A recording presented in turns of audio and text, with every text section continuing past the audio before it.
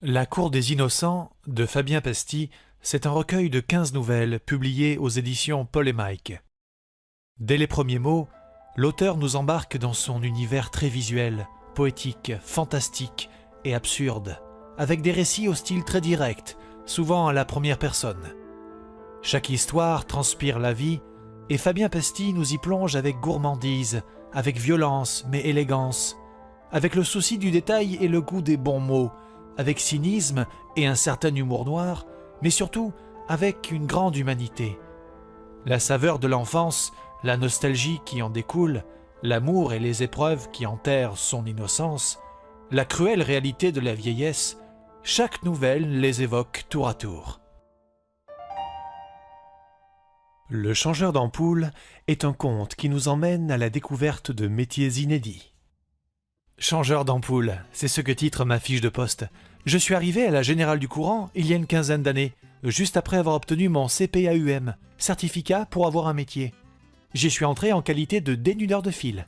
J'ai rapidement fait mes preuves, grâce à une dentition parfaite qui me permet de cisailler les gaines avec la précision d'un cutter, mais aussi grâce à ma dextérité dans l'art de l'épissure. On m'a donc nommé au poste de changeur d'ampoule, parce que je ne manque pas de culot, aime à taquiner mon père. Pour le moment, je lorgne sur un poste de remetteur de plomb. Le dimanche, j'ai droit au discours solennel de mon père. « T'es pas une lumière !» me confie-t-il, « sinon tu l'aurais sûrement inventé. Au lieu de ça, tu te contentes de la rétablir. » C'est généralement à ce moment du laïus paternel que ma mère me tend le saladier. Elle dit que j'ai un don pour ça, que j'aurais dû avoir une belle carrière de touilleur de salade. Elle a été raccommodeuse de chaussettes une bonne partie de sa vie. Puis un jour, on a inventé les machines et elle s'est reconvertie en envoyeuse de CV. Dans Jugement dernier, défenseurs de Dieu et de Darwin s'opposent dans un procès où magistrats et assistance sont joués par le bestiaire et l'âme ressuscitée de La Fontaine. Maître éléphant, de sa grosse papate, désigna son client dans un claquement de manche du meilleur effet. Mon client est un homme blessé, un animal meurtri. Cet homme a consacré sa vie à la science, et voilà qu'aujourd'hui on l'accuse d'hérésie. Ah ben, crotte, c'est un peu fort, ça. Un brouhaha s'empara de la salle. Maître Anne n'y alla pas par 4 chemins pour aller à Rome. Mon client, annonna-t-il, est un homme respectable et respecté, vénéré même.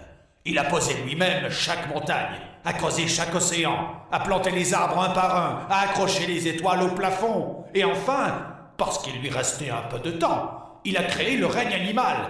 Et voilà qu'aujourd'hui, un vieil hippie vient remettre en doute le travail de ce grand homme. Objection, objecta Maître Corbeau.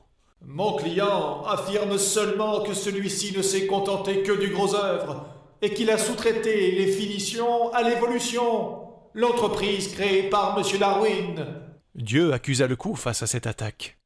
Lui qui se considérait comme un artiste de génie, le Michel-Ange de la création, il se voyait relégué au rang d'artiste de pop art, de peinturlureur roublard.